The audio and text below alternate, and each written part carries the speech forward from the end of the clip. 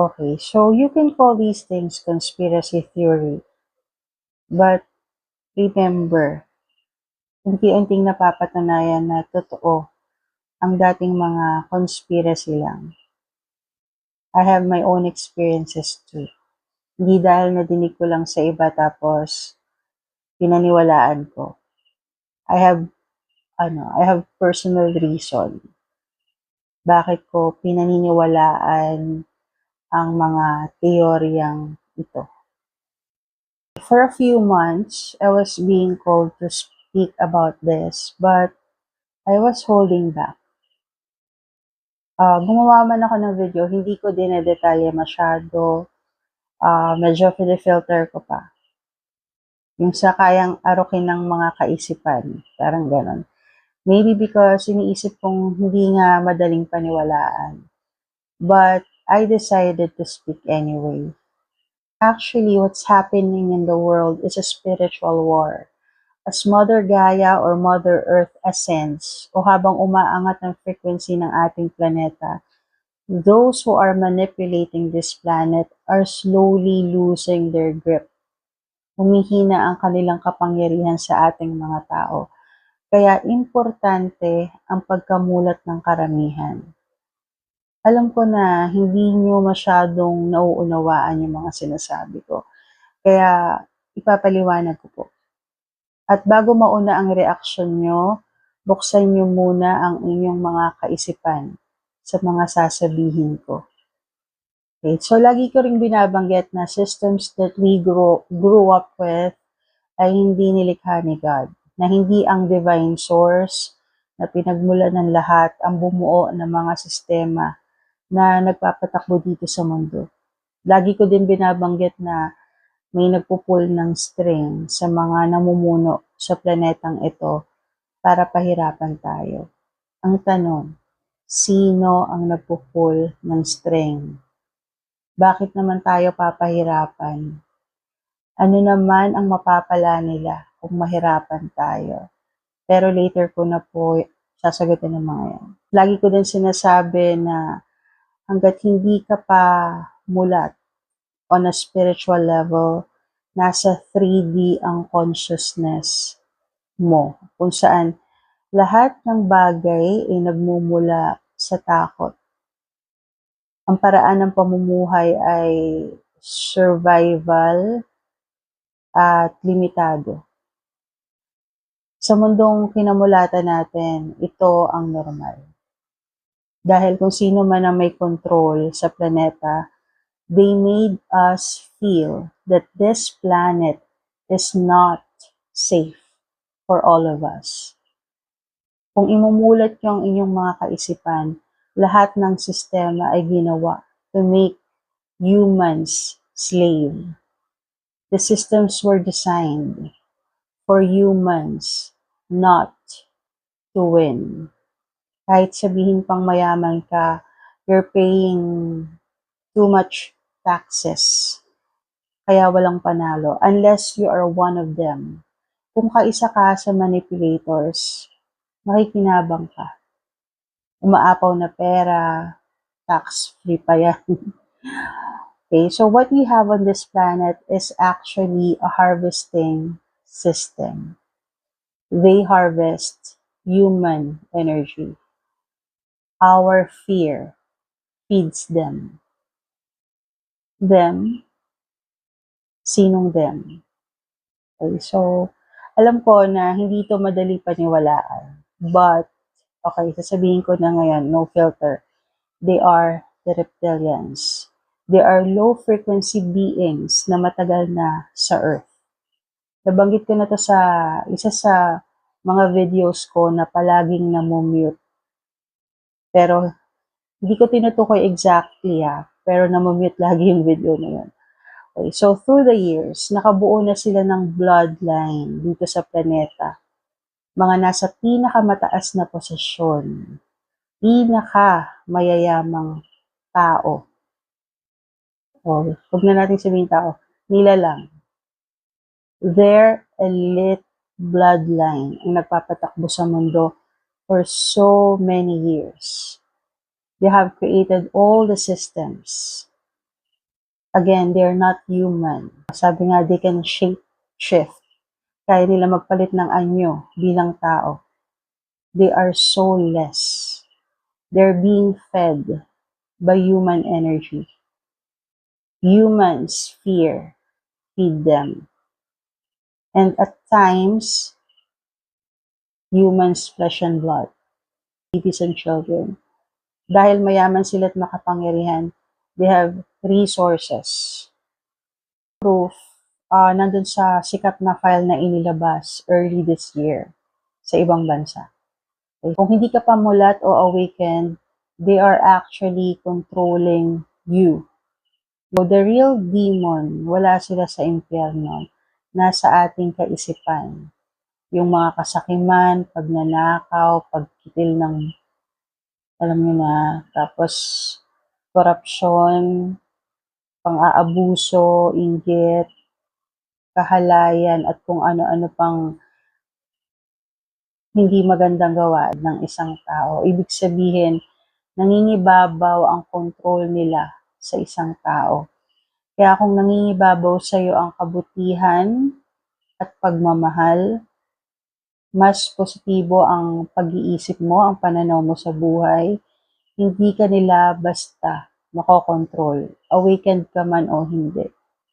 Okay, so nalulusaw ang control nila sa tuwing pinipili mo ang pagmamahal at kabutihan, which are part of the high frequency. At kahit hindi ka gumagawa ng kasamaan, pero puno ka naman ng takot, salat ka mag-isip, lagi kang galit, puno ka ng inggit, yan. Kapag sobra kang malungkutin, ito yung mga low vibrational frequency. So, pag nasa low vibration ang isang tao, nagiging malakas ang control nila sa taong to. Dahil gaya ng nabanggit ko kanina, reptilians are low frequency beings. Okay, so alam ng evil forces kung sino ang pinaka makapangyarihan. At alam din nila na hindi gusto ng ating divine source ang pinagagagawa nila dahil pilit nilang isinasailalim ang planetang ito sa kadiliman at kapahamakan. Yan ay dahil wala tayong alam nung una sa ating tunay na pagkatao. Okay, so bumuo sila ng mga sistema na gagapos sa atin. Bumuo ng kwento na paniniwalaan natin at katatakutan natin. And that's through religion. I know we are a religious country, kaya marami ang hindi magsasang-ayon sa mga sinasabi ko about religion. Pero bago po kayo mag-react, pakinggan niyo po muna ito. Okay, so yung ginamit ng evil forces na lahi para burahin ang tunay nating kultura at kapangyarihan ay kinailangan magstay dito sa Pilipinas ng more than 300 years to totally erase our powerful ancestors, our culture, our natural abilities, and our beliefs. Noon meron tayong mga babaylan, mga kababaihang namumuno. Nagdadasal sila sa kalikasan para sa masaganang ani. Humihingi sila ng ulan kapag tagtuyot. Nakakapanggamot sila. They are using psychic abilities and rituals. Dito nag-umpisa na pasukin ng control ng reptilians ang ating bansa. Nang dumating ang mga pare, pinatay ang mga ninuno nating babaylan. Sinunog ng buhay. Dahil sa likas na kakayahan ng ating mga ninuno. Tinawag silang mangkukulam, kampo ng dilim, dahil sa psychic abilities nila at mga ritual na kaalaman sa panggagamot. Ganun na lang ang pagkondena nila while silang mga pare o praile ng mga panahon na yon we're also doing rituals. Pero, okay, so during the Mass, umiinom sila ng alak na sumisimbolo sa dugo at kumakain ng ostia to symbolize flesh. Isipin nyo, bakit ka iinom ng dugo at bakit ka kakain ng laman? Kanino ba talagang ritual to? Isipin yung maigi. Gaya ng nabanggit ko kanina, ang mga kumokontrol ng planeta are being fed by humans' flesh and blood. Okay, so ngayon, sino nga ba ang may madilim na ritual? Ang mga ninuno natin na gumagawa ng rituals to have a bountiful harvest and to cure illnesses, or those who came sa bansa natin na walang ginawa kundi tapusin ang buhay ng mga hahadlang sa kagustuhan nila na mabura ang kultura, kaalaman, at ang king kapangyarihan ng ating mga ninuno. Ginamit nila ang religion para mapasunod tayo. These evil forces, sila ang God na nasa religion. Ginamit nila sa story nila si Master Yeshua o Jesus Christ para mapasunod ang mga tao. Si Master Yeshua na natuklasan din ang katotohanan. Kung ano man ang itinuturo ng spirituality, ito mismo ang itinuro ni Jesus sa mga tao noon. Nalaman niya ang ating tunay na pinagmulan. Nalaman niya na ang mga tao ay makapangyarihan. Okay, confirmation of birth. Now we all have Christ consciousness within that we have to remember. Jesus embodied the Christ consciousness. Sinabi niya na we don't need a middle person to connect to our source. Kaya nagalit ang mga pari sa kanya. Kaya siya pinahirapan. Ginamit siya. Pinalabas nila na nagsakripisyo siya para sa ating mga kasalanan. Kaya magmula noon, nabuhay ang mga tao na may takot at guilt na kailangan sumunod or else you'll go to hell. Okay, isipin yung maigi. Master Yeshua or Jesus ay may kaparehong kasanayan sa ating mga ninuno. Marami silang similarities. Kung ano ang ginawa niya noong nabubuhay siya, ay ginawa din ng ating mga ninuno. Kaya nilang humingi ng kasaganahan para ibahagi sa mga tao at kakayahan manggamot sa pamamagitan ng matinding faith or paniniwala. But their lives,